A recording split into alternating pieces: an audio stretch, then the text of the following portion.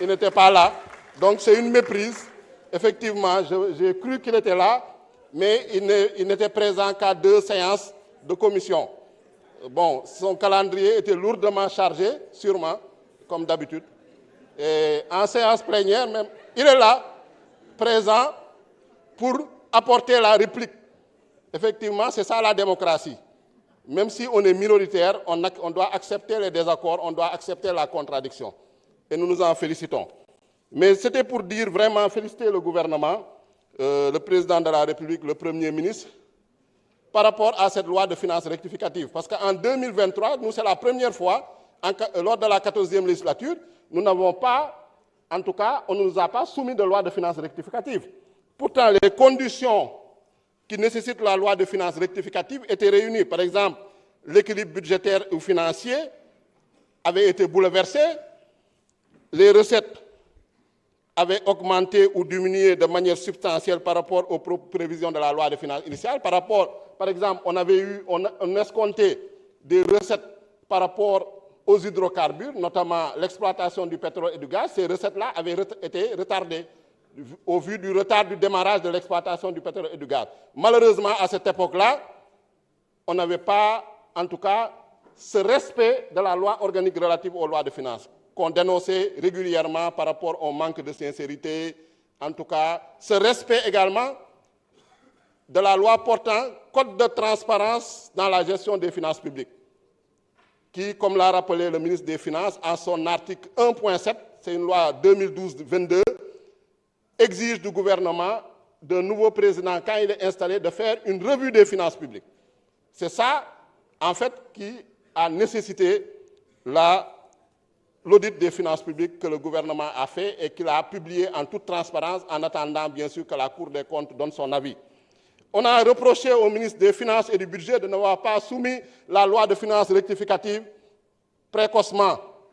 Mais le ministre des Finances et du Budget, je vous rappelle, s'était présenté pour le débat d'orientation budgétaire. Il avait été chassé comme un malpropre à l'époque par Abdoumbo et son groupe parlementaire. Donc, en violation de l'article 3 du règlement intérieur. Donc, comment il va présenter une loi de finances rectificative dans ces conditions? C'est impossible, reconnaissons-le. Donc, monsieur le ministre, nous vous félicitons. Merci beaucoup.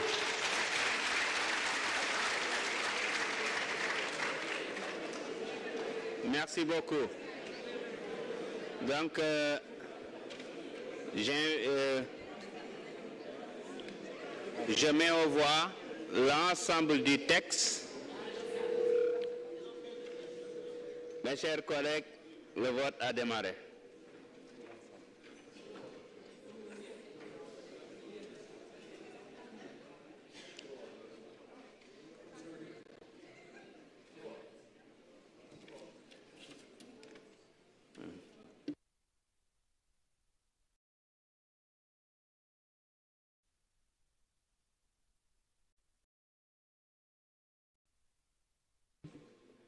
Tout le monde a voté?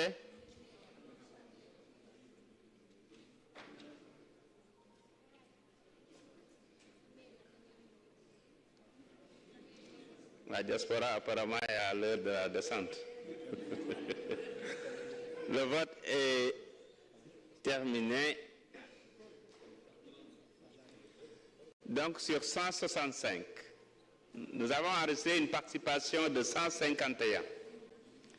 ñi ci d'accord téeméer ak fanweer ak juróom-ñeent ñi nga xam ne ànduñu ci zéro la neen la waaye ñi nga xam ne dañ ci mandu fukk ak ñaar lañu kon mën nañu wax ni Assemblée nationale nangul na ministre des finances et du budget projet bi nga xam ne indi na ko fi kon dañ koy jaajëfal féliciter ko moom ak ay équipe am ci li nga xam ne def nañu ko waaye tamit jaajëfal mbooleem suñu naataango député yi fi nekk ci qualité wu débat yi nga xam ne am na fi laata may yëkkati séance bi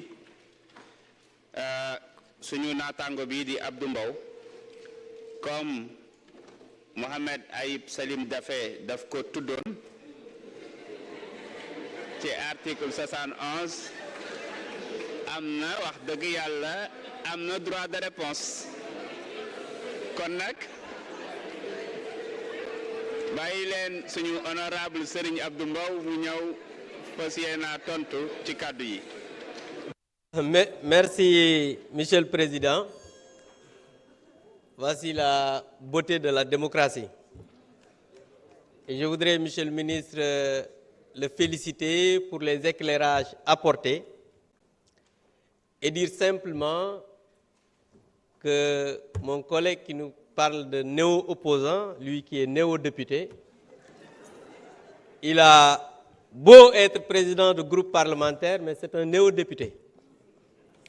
C'est pourquoi tout à l'heure wax na ne ma maa ngi lay baalu ak effectivement parce que tàmm na sos daf maa sosaloon yéen ñëpp ngeen gis ko mu ñëwaat ci kanam Sénégal ne li ma leen sosaloon parce que moom nee na démb ci séance bi dama voté abstention xam nga loolu parce que ñoom dañ ko tàmm dañoo tàmm saa su ne suñu ñëwee rek caméra yi tàkk rek ñuy wax rek moo tax bi mu waxee te xam ne fàttaliku parce que xam na ma xamoon na ne dinaa ñëwaat mu daan ne ah balaa waajee ñëwaat nag naa ko jéggal naa la ndax xam nga nit soo nekkee ak moom ngeen di liggéeyandoo dëgg la député la mu doon sa rakk ndax Ayib li muy biir bi réy sama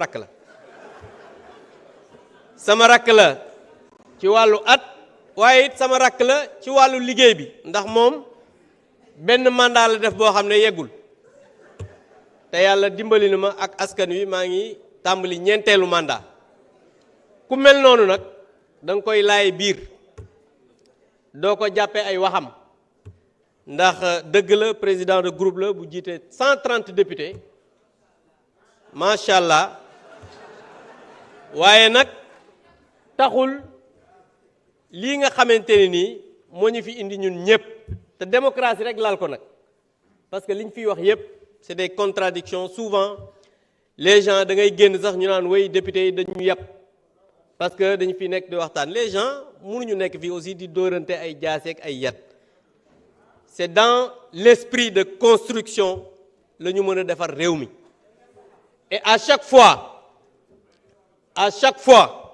lépp lu ñuy wax fii que ça soit en commission comme en plénière dañ koy teg ci xam-xam teg ko ci ay chiffres ba les ministres indil ñu li nga xamante ni moom la ñu mën a indi comme contradiction donc je voudrais juste dire à l'endroit de tout le monde et yéen ñëpp kii di Ayib comme jéggal na maa ngi koy jéggal jërëjëf. Merci beaucoup honorable député Abdou Mbow.